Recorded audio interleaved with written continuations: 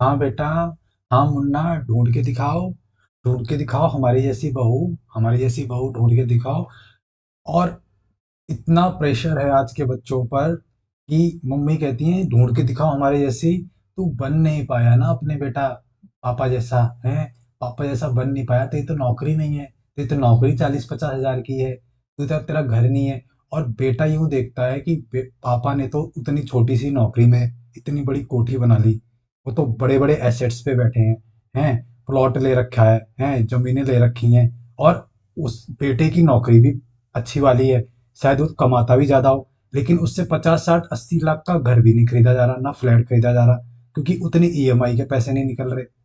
और जो लड़के लड़कियां आ रही हैं रिश्ते लेकर, या लड़की वाले जो आ रहे हैं, वो फ्लैट की डिमांड कर रहे हैं कि भाई फ्लैट तो होना चाहिए, भले ही छोटा सा हो, एक फ्लैट तो होना चाहिए। तो और पापा जी की जितनी सेवा हुई है अपनी पुरानी शादी में, उतनी सेवा भी नहीं हो रही।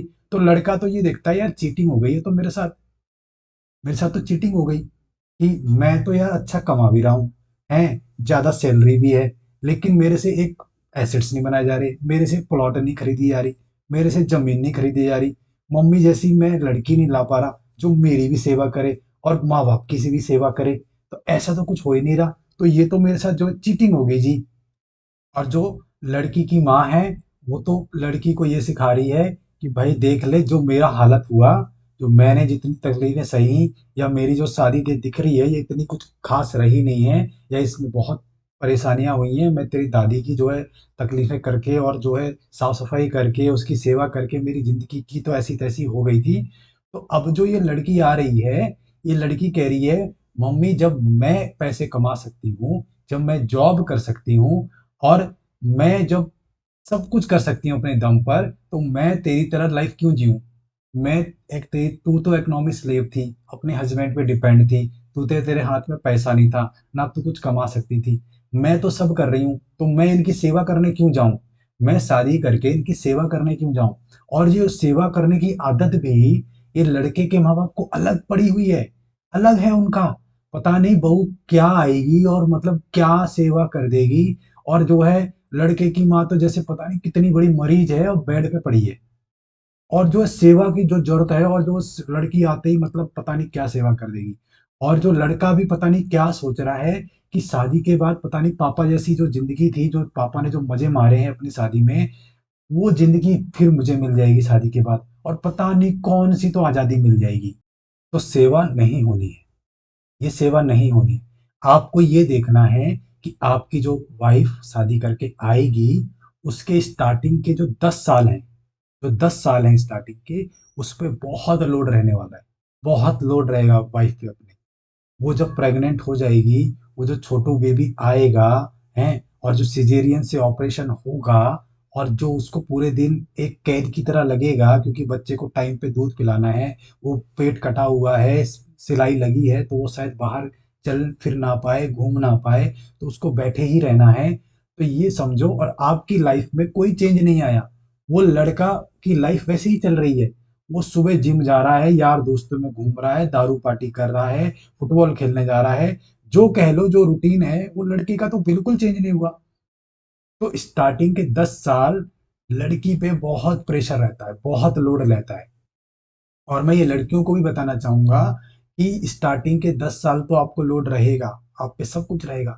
लेकिन जैसे वो महेंद्र सिंह धोनी फिनिशर का रोल करता है, एंड में आके चौका छक्का मार के मैच जिताता है, वैसे ही आपके हस्बैंड का रोल रहेगा। वो स्टार्टिंग में भले ही वो लोड ना पड़े इतना हस्बैंड पर, लेकिन जब बच्चा बड़ा हो जाएगा, जब आप पूछेंगे कि हाँ इसका स्कूल सेट करा है, इसकी अब नौकरी सेट करा, इसकी जॉब सेट करा, इसकी शादी सेट करा, शादी सेट करा के फिर जो कलेश है वो सेट करा, तो हस्बैंड पे अच्छा खासा लोड आएगा। लेकिन वो बाद में लोड आएगा। नेचर सब कुछ बैलेंस करके रखती है। पहले कुछ लोड आप पे देगी, शादी के कुछ टाइम हाफ टाइम हस्बैंड पे लोड देगी।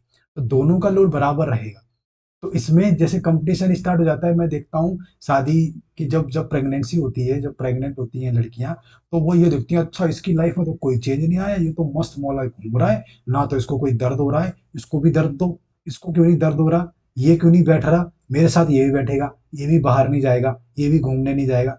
तो इतना प्रेशर और इतना खींचतान मत करो, क्योंकि नेचर ने, जैसे मैंने बताया, नेचर सबको बैलेंस करेगा। अभी आपका फेस टफ चल रहा है, आपका फेस थोड़ा लोड वाला चल रहा है, आपके हस्बैंड का उसके बाद चलेगा। जो भी रिस्पॉन्सिबल हस्बैंड हैं, जो भी जिम्मेदारियां लेके चलेंगे, वो बहुत पिसते हैं, बहुत पिसते हैं, बहुत समाज का जो है देखते हैं, सुनते हैं, दबाव सहते हैं, और अपने बच्चों को सेट करने में उनका बहुत जी जान लग जाता है। तो उन पे भी आएगा, नेचर सबको बैलेंस करके चल रहा है। तो ये आपको ध्यान में रखना है। और रिस्क लड़की का ज़्यादा है। अगर सपोज करो लड़की प्रेग्नेंट हो गई, उसका छोटू बेबी है, और शादी में कुछ खटपट हो गई, तो वो कहाँ जाए अभी छोटू बेबी को लेके? सारा रिस्क तो उसका है, कहाँ जाएगी वो? तो जब वो उसका सारा रिस्क है, उसके 10 साल का रिस्क, स्टार्टिंग में लोड ज़्यादा है, तो वो चूजी हो गई शादी करने में, तो क्यों रो रहे हो तुम? तो क्यों बोल रहे हो कि नखरे हो गए, सारी लड़कियां बेकार हैं, ये केस कर देंगी, इनके तो नखरे खत्म नहीं होते? तो नखरे तो रखेगी। जब सारा रिस्क वो लेके चल रही है, तो रिस्क तो उसका है, तो नखरे भी उसके हैं।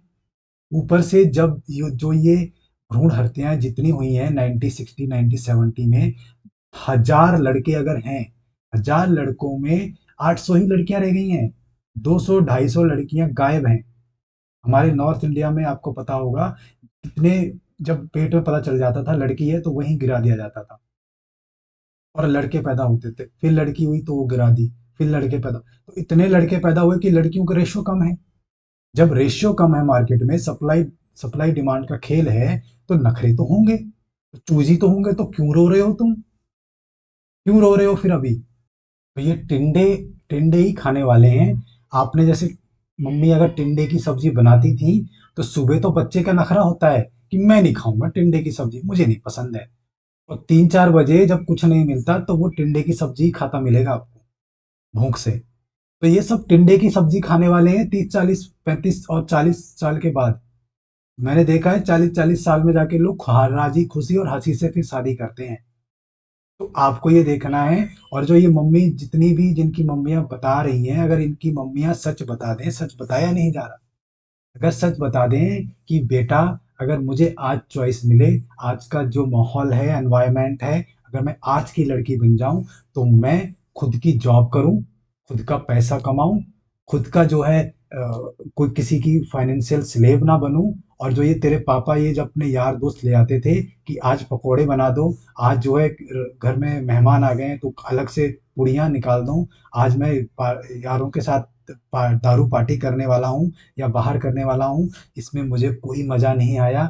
मेरा शरीर खराब हुआ है खड़े खड़े किचन में, मेरी जो है आत्मा का जो है जूस निकल गया है, वो कोई बता नहीं रहा। लड़के की माँ तो बता रही है हम बहुत महान थे, हमने बहुत अलग संघर्ष किए, हम तो भैया पति की इतनी सेवा करी हमने। उनसे सच बताया नहीं जा रहा कि पैसा जिसके हाथ में है, उसके हाथ में सारा कंट्रोल था। जो पति पैसा कमा रहा था उस गरीब देश में, उसकी बहुत इज्जत थी। टू टू जा फोर, टू थ्री जा सिक्स, ये करने वाले हजारों ही लोग थे। और हजार जॉब थी तो बहुत आसानी से जॉब मिल जाती थी, जो ग्रेजुएशन हो गया। लेकिन आज ये टू टू जा फोर, टू थ्री जा सिक्स करने वाले करोड़ों हैं, और जो वही हजार हैं। तो कंपटीशन अलग है, प्रेशर अलग है। वो लड़का तो इसी प्रेशर में दबा जा रहा है कि ना तो यहाँ अच्छी नौकरी लग रही, ना कुछ अपना फ्लैट हम बुक कर पा रहे। 80,000 90,000 की सैलरी में भी वो फ्लैट बुक नहीं हो रहा उसके हाथ से। और पापा ने वो छोटी सी नौकरी में पता नहीं कौन सी कोठी बना ली, कौन सी जमीनें ले रखी हैं, प्लॉट ले रखे हैं। तो वो बेचारा लड़का तो ऐसे ही दबा पड़ा है प्रेशर में कि मैं तो कुछ निकम्मा हूँ, कुछ नहीं कर सकता, मेरे पापा तो महान थे। सच बताया नहीं जा रहा है। और इसी चक्कर में सारी लड़कियां बेकार लग रही हैं, क्योंकि जो मम्मी जैसा जो मॉडल है, वो अब मिलता नहीं है। क्योंकि मम्मी को भी शायद पता है कि ये जो आज की लड़की है, ये नखरे नहीं सहेगी, ना टॉलरेट करेगी कुछ। इसकी खुद की जॉब है, इसकी खुद की सोच है, इसकी खुद की समझ है, जो कि बहुत अच्छी चीज है, लेकिन वो बताएगी नहीं। वो बताएगी नहीं लड़के को, वो कुछ कुछ अलग बताएगी, और उससे जो खटपट स्टार्ट होगी शादी में। और ये सब दिखता है, मम्मियों को सब दिखता है। और एक दो केस देखकर सारी लड़कियां बेकार हो गई, सारे लड़के टॉक्सिक हो गए, सारे मर्द टॉक्सिक हैं, ये कंक्लूजन देना बेकार है। मैंने इतने एग्जाम्पल दिए। रोड क्रॉस हो रही है, एक्सीडेंट हो रहे हैं, तो रोड क्रॉस करना लोग छोड़ दे रहे हैं। ये जो डाकू, चोरी, कत्ल जितने आदमी कर रहे हैं, तो मतलब सारे आदमी बेकार हो गए? आप मुझे बताओ। ये जो सिगरेट पीने से कैंसर होता है, लंग कैंसर होता है, सबको पता है, सबको पता है। तो लोग क्या सिगरेट पीना छोड़ दे रहे हैं? और आप मुझे बताओ, ये कैंसर होने के चांस, प्रोबेबिलिटी ज़्यादा है, या कोई लड़की आप पे झूठा केस कर देगी उसकी प्रोबेबिलिटी ज़्यादा है? किसकी प्रोबेबिलिटी ज़्यादा है? लेकिन फिर भी ये पी रहे हैं ना सिगरेट। छोड़ दी क्या इनने? तो कर लो यार। ये 30, 35, 40 साल की उम्र में जाके आप 42 साल की उम्र में शादी करोगे? हैं? Age is just a number. ये 40 साल में प्रेगनेंसी करके देखो, पता चलेगा एज नंबर है कि नहीं। कितने अलग एक्स्ट्रा मेडिकल चेकअप होंगे और कितने कितने कॉम्प्लिकेशन आते हैं, आपको पता चलेगा। वो जो छोटू बेबी जब पैदा होगा ना, कितने देर तक इस कंधे पे रख पाओगे और कितनी उसकी साइकिल पकड़ के भाग पाओगे उसके पीछे। एज इज ए नंबर, सब समझ आ जाएगा उस टाइम पे। तो कर लो यार, जो भी आपके लाइकली माइंड की मिले, आपके जैसे कमाने वाली मिले। ज़्यादा फरमाइशी प्रोग्राम मत रखो। लड़कियों के लिए भी यही है, ज़्यादा फरमाइशी प्रोग्राम मत रखो, वरना डिले होती रहेंगी ये शादियाँ। क्योंकि आपको उस हिसाब का कोई मिलने वाला नहीं है। ना लड़कियों को मिलने वाला है, ना लड़कों को मिलने वाला है। तो जो सुहाता मिले उससे कर लो शादी, बजाय कि 40 साल में ठिंडे खाने से। वो टिंडे खाने ही पड़ेंगे, और खा रहे हैं लोग, और फिर बहुत खुश हैं। लेकिन फिर मन में एक मलाल भी है, ये टिंडे खाने ही थे तो गरम गरम सुबह ही खा लेते यार, ताजे ताजे खा लेते। तो आपको ये डिसाइड करना है, टंडे सुबह खाने हैं या टिंडे जो है दोपहर में ठंडे ठंडे खाने हैं, और रो धो के खाने हैं। तो हंसी खुशी खा लो। यही तो मैं बता रहा हूँ। सेटल होंगे, फिर शादी करेंगे, सेटल सेटल। ये इन नौकरियों से आप कहीं सेटल नहीं होने वाले। आप 50 साल तक जॉब करते रहेंगे तो भी आपको लगेगा कि सेटलमेंट नहीं हो रही। और जितनी आप डिले कर रहे हो, सपोज करो एक बच्चे की ट्यूशन फीस या जो है स्कूल फीस अगर 2 लाख रुपए साल की है, और आपने 3 साल डिले कर दी कि सेटल होंगे और पैसा कमाएंगे, यार वो 3 साल में तो 4 लाख हो गई फीस स्कूल की, या उस बच्चे को पालने की। तो आप जितनी डिले कर रहे हो, वो महंगाई भी तो उतनी बढ़ रही है। तो कहाँ से सेटल हो गए आप? आपको ये समझना है, कोई सेटलमेंट नहीं हो रही किसी की। जब आपको शादी करनी है, शादी करो। जो आपका जो बजट है वो अपने आप एडजस्ट होना शुरू हो जाएगा। और कितने बच्चे करने हैं वो भी मैं बताऊंगा आपको। ये लोग सोचते हैं एक बच्चा कर लिया, अब महंगाई आ गई, अब जो है ये इसका खर्चा कैसे निकालेंगे दूसरे वाले का। तो बच्चा आप अकेला छोड़ के जाओगे इस दुनिया में, और उसका कोई ब्लड रिलेशन नहीं रहेगा। यार दोस्तों के भरोसे कितने टिकते हैं, और रिश्तेदार के भरोसे कितने टिकते हैं। उसका मेंटल हिल जाएगा अकेले। आपको उसके साथ का ब्लड रिलेटिव देना पड़ेगा, उसका भाई बहन देना पड़ेगा।